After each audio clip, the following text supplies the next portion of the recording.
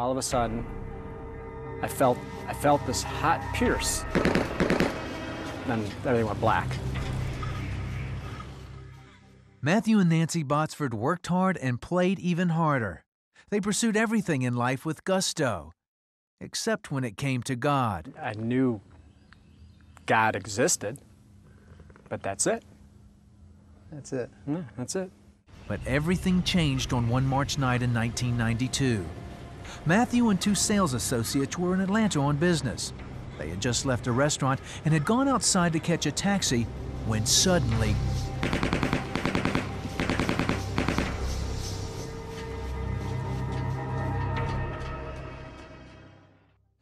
Matthew and his friends never saw it coming. A group of men behind them were arguing when three of them pulled out 9mm Uzis and started shooting. One of Matthew's friends took a bullet to the head and died instantly. Matthew was also shot in the head, and he too died. Utter blackness, incredible fear. I went to a place, what I believe was hell. It was void of anything good, icy cold beyond anything words can describe. And this hand came down towards me. And as it did, it brought warmth, just flooding this room, this area that I was in, with this brilliant white light.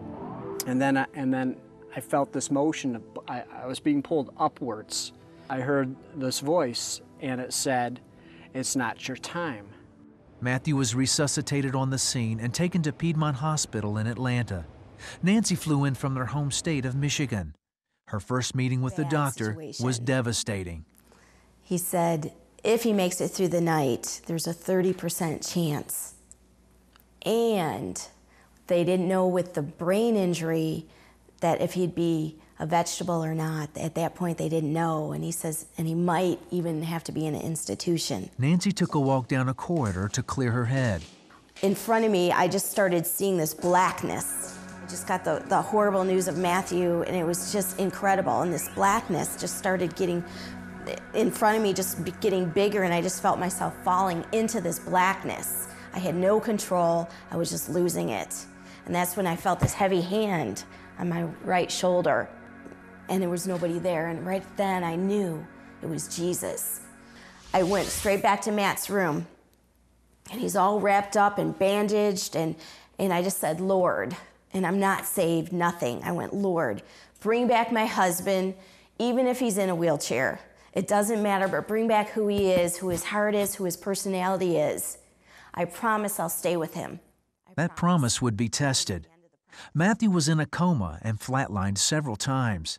Nancy lived hour to hour as it seemed that one crisis followed another. But with every crisis came a glimmer of hope. It seemed like every situation, it would be critical, and then things would turn around. He was put on a kidney dialysis. They said, oh, he'll be on this for 3 weeks, 3 days.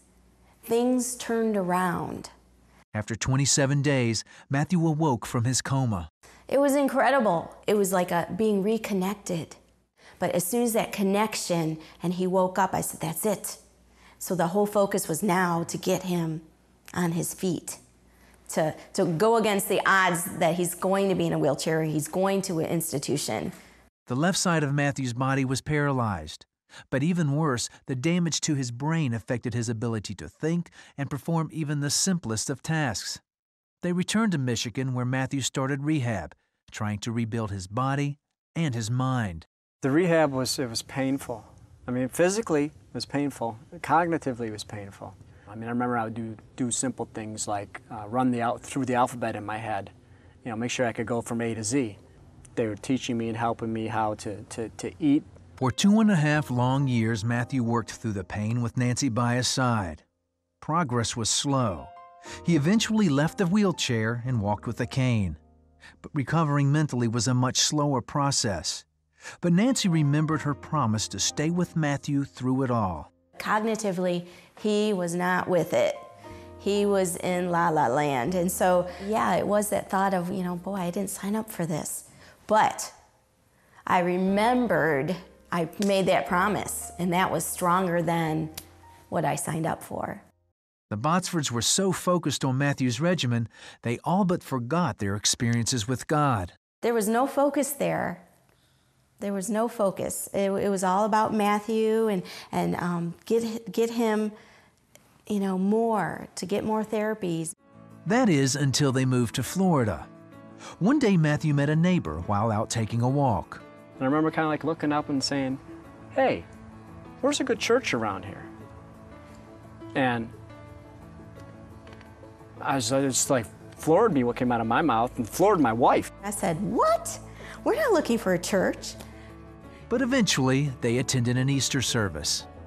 We just knew then. We both looked at each other and said, this is it. This is what we need. And it was this peace, this anchor, this stability. It just like took us over. Through the years, they began to recognize God's hand in their journey. Today, Matthew walks without the help of a cane. Mentally, he earned a college degree and is writing a series of sci-fi children's books called Johnny Rocket. All of which is pretty amazing considering the bullet is still in Matthew's head. But the big miracle in this story?